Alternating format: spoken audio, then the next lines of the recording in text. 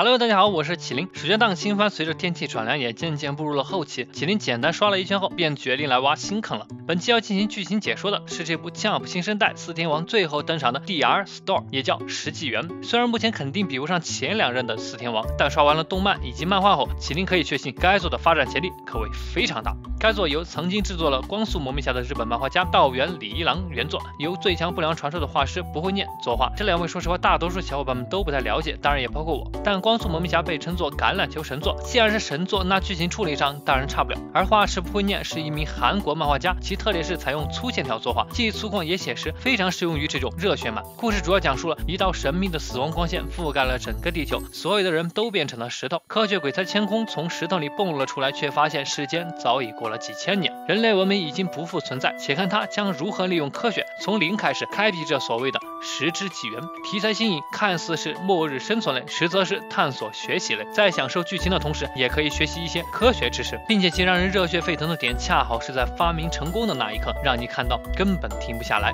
接下来麒麟将解说目前已出的动漫的剧情，之后也会进行漫画的解说。那么废话不多说，进入我们的解说时刻。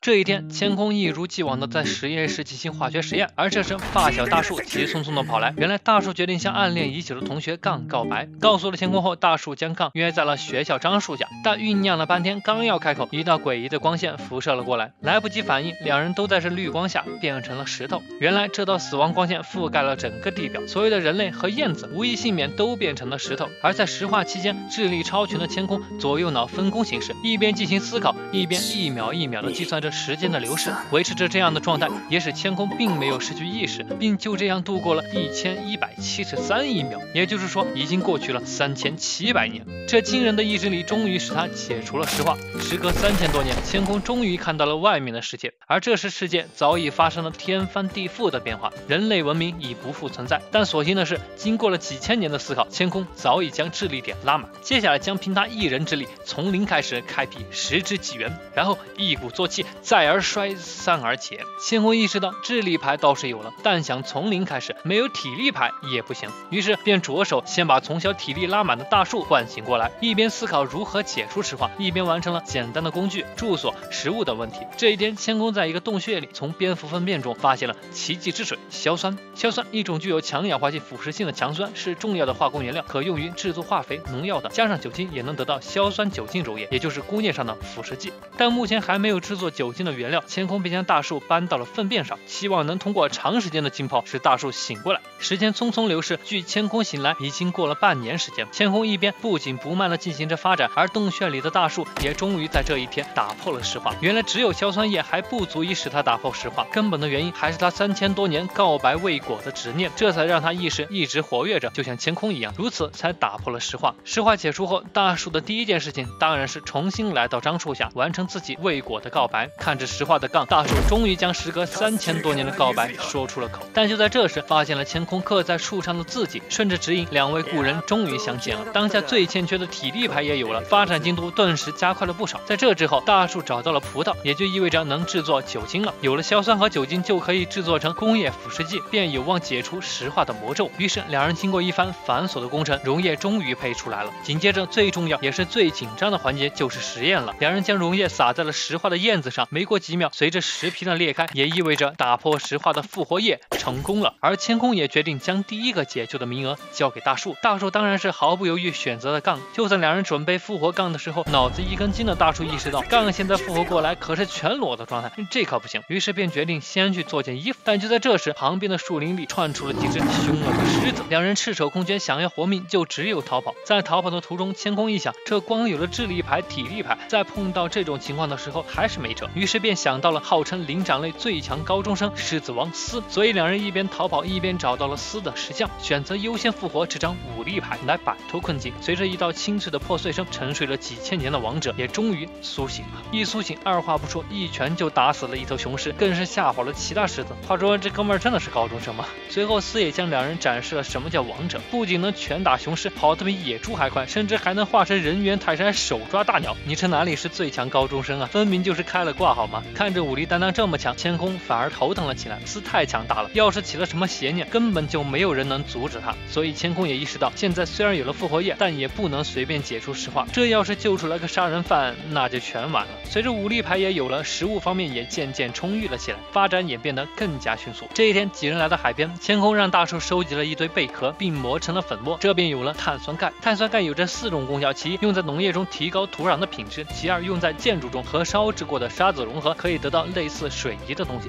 其三是肥皂的组成元素之一。在这个生病就等于死亡的世界里，肥皂就是生命之石。其次可以用来制作成火药，但这一点在斯的面前，千空并没有说出口，因为这或许就是自己最后的底牌了。果然没过多久，斯就告诉千空，他已经厌倦了那曾经人性丑恶的世界，认为不应该拯救这些人，而是统治他们，建立斯帝国。而通过这些天的观察，斯已经看出来，千空的确是一个能凭一己之力重建人类文明的狠人，所以斯和千空完全背道而驰。但想要达到统治地位，复活液是必不可少的。千空也没有坐以待毙，他告诉了斯那个洞穴的所在地，诱导斯去取得硝酸，从而争取了时间，同大树一起复活了杠，3人一同逃跑，并一路上开始制作火药。终于在一番折腾下，火药诞生了，并且扬起了浓烟，还让千空等人发现了其他人类的存在。难道说除了他们几人，还有人破解了石化吗？但这时浓烟同样也引来了斯，一上来就挟持了杠，而大树正好去附近捡树枝去了。千空和斯正式撕破了脸。斯其实并不想杀他们，只是想得到复活液的配方，同时让千空必须放弃拯救人类文明。无奈下，千空只得用复活液的配方交换了杠的性命，但让他放弃拯救人类文明是不可能的，那是他存在的意义，所以便被斯一记手刀打在后颈上，痛快的结束了生命，全篇完结。那是不可能的。这时赶回的大叔看到了这一切，果断利用制作成的火药引起爆炸，带着2人逃走了。看着死去的千空，大叔不相信智慧超群的千空就这样死掉了，于是便同杠一起回忆千空是否留下了提示。果然2人想起最近的千空好像总是做出扭脖子的动作，而正好斯为了给千空一个痛快，打的也是后颈，于是2人立刻反应过来，后颈就是千空的提示。果然在千空后颈处发现了一块还没有脱落的石皮，大叔又想起来之前用复活液解除杠脚上的石块的时候，千空告诉过他，在石块脱落的时候会修复父亲的神经。2人瞬间明白了，原来这都是千空计划好的。复活液滴在石皮上，随着石皮的脱落，千空真的复活了。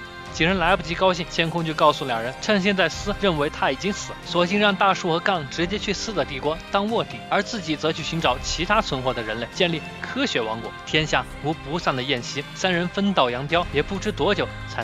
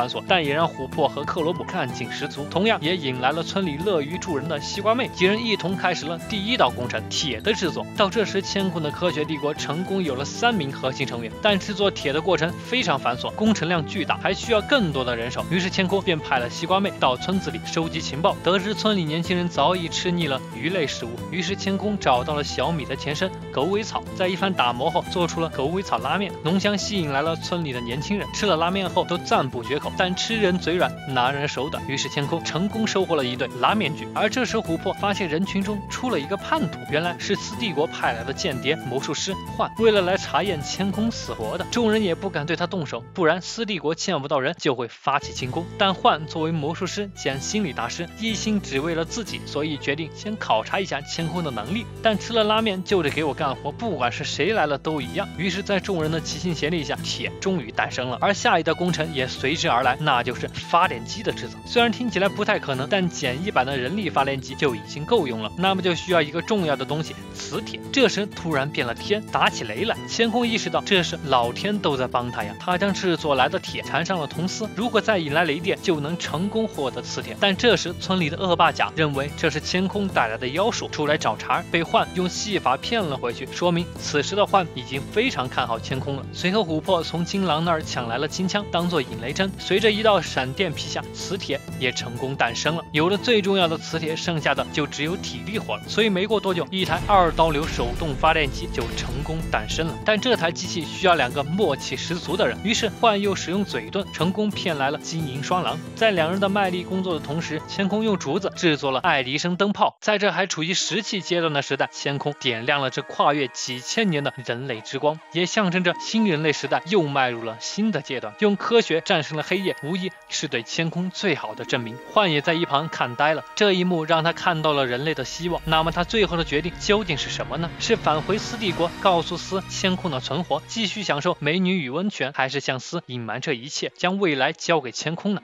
而我们乾坤的科学帝国也慢慢的壮大了起来，目前已经有了核心菌、枪菌以及拉面菌，那么接下来的发展将会更加迅速。好了，到这里史记元目前更新的动画1到9集内容就全部结束了，后续漫画剧情麒麟正在爆肝制作，喜欢本期视频的小伙伴们不妨点关注哦，这里有各种动漫漫画的剧情解说，偶尔也会有番剧推荐以及燃解视频，小伙伴们也可以私信告诉我自己想看却没有时间看的番剧或漫画，由麒麟为你解说。那么本期视频到这里就结束了，我是麒麟，我们下期再见。